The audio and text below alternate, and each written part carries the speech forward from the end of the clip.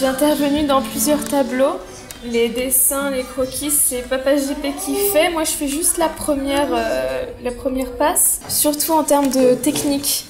Ça m'a vraiment aidé à aiguiser le regard, à aiguiser l'œil, avoir plus le sens du détail, être plus minutieuse. J'ai appris beaucoup de choses.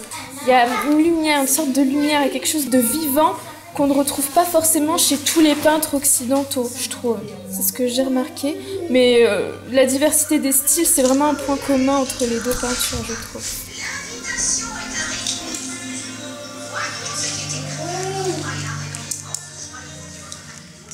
Je ne savais pas que je dois être artiste comme aujourd'hui. Je ne savais même pas. Aucune idée. Puisque moi, dans mon quartier, je faisais souvent des programmes à filmer, des affiches à l'époque. Au moment que j'étais petit, à l'âge de 13 ans comme ça. Mais je me souviens beaucoup de choses. Il n'y a pas beaucoup de choses qui m'échappent. Ça reste toujours dans ma tête. Je me souviens, la première affiche que moi j'ai fait dans ma vie, c'était Nayane Intrépide. Ma première affiche. Avant, on faisait l'affiche, on mettait dans le cinéma. Et les amis à moi, de mes collègues dans les classes, ils achètent ça. Ils prennent ça et me donnent des sous comme ça, comme ça. Et après, ça va venir que moi-même, je commence à faire les affiches là auprès des producteurs. À l'époque, on appelle ça vidéothèque. Il y avait les gens qui présentaient la vidéothèque, là on appelle ça des producteurs.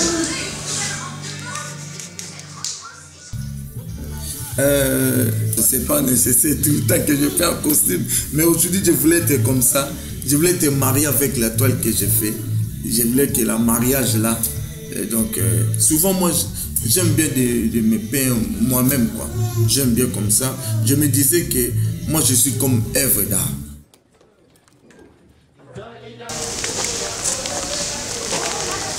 Je suis l'œuvre que Dieu a créée. Parce que moi, je disais, le premier créateur, c'est Dieu qui a créé tout. Mais ce n'est pas que la peinture, la tissu que je fais. Il y a aussi la gloire de Dieu, ça se trouve dans mes œuvres. Si tu crois, tu vas trouver ça. Ça dépend de la personne.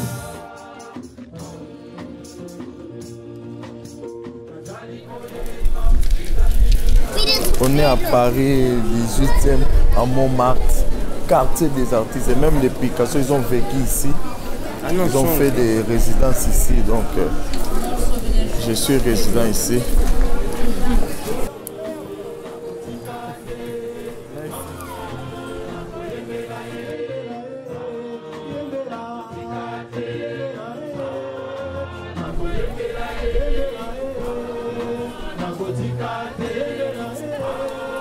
Mais ce que je vois ici, c'est bien. Hein? C'est gentil, merci. Ah ouais, vraiment c'est bien, c'est bien. Merci beaucoup. Bien, ouais. Ça c'est vous qui appelez ça? J'ai aimé ça. Et vous faites quel style? Réalisme. Ah d'accord, ah bah oui c'est ça. Ouais. Ok, ah, c'est pour ça que vous aimiez la bagnole là. Oui, j'ai aimé ça. Mais là ça fait trop photo. Trop photo, oui, trop photo, mais sauf trop que... Trop photo, ça tue la peinture. Ouais, mais le problème... D'accord. Ouais, mais le problème que... Dans le réalisme, il ne faut pas que ça fasse photo. Je sais. Tous les peintres ne sont pas les peintres. Exactement. Il faut comprendre ce que tu fais. Voilà, exactement. Ouais. Tous les peintres ne sont pas les peintres. Voilà. C'est pas dit que si tu touches la peinture, tu vas devenir peintre. Non. Il faut comprendre la peinture, c'est quoi. Ouais. On va lui donner une leçon. Ouais. Merci. Allez, ciao. Merci. Au revoir.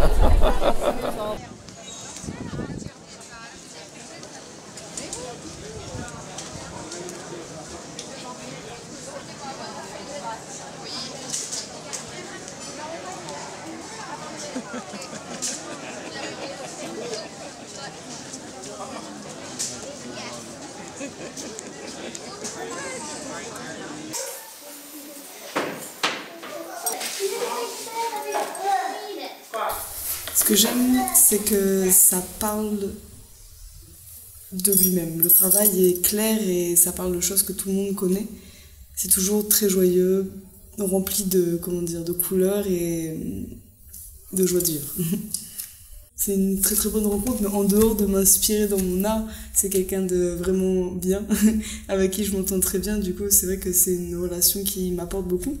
Et je suis très heureuse de l'avoir rencontré, ainsi que sa femme et ses enfants, qui sont aussi tous adorables. Et c'est vrai qu'au quotidien, c'est C'est quelque chose qui me rend heureuse, oui. Merci, c'est un peu bon.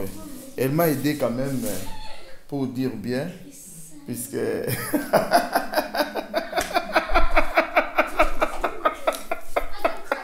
Les débuts, c'est un peu difficile pour les couleurs, tout ça. Mais maintenant, elle commence maintenant vraiment bien faire les couleurs, quoi. Les mélanges là, elle comprend maintenant ce que moi je le demande, quoi. Elle comprend vraiment. Comme ça, c'est bien, on va évoluer bien. Donc, j'aimerais bien que s'il termine son stage, donc j'aimerais bien qu'elle reste avec moi.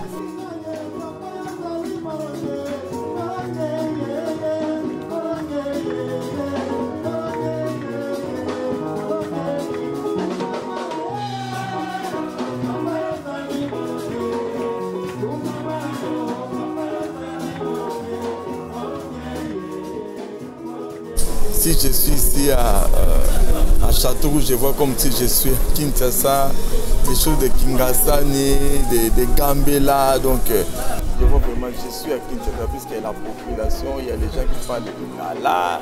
Donc, vraiment à Kinshasa, quoi. Donc, je vais acheter les choses que j'ai besoin. J'ai vraiment besoin de Tchafou, de Nkwanga, de Kinshasa, tout ici, le foufou. Donc, vraiment, c'est.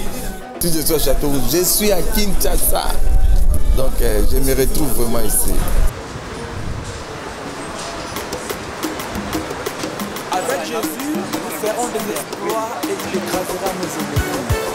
Alléluia.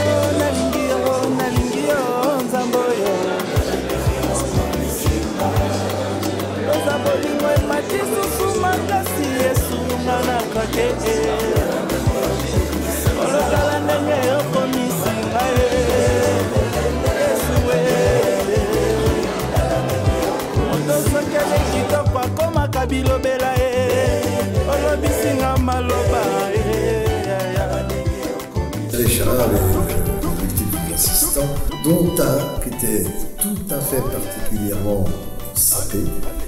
Et c'était le petit Mika. En fait, Mika était alors l'assistant de Charlie Charin.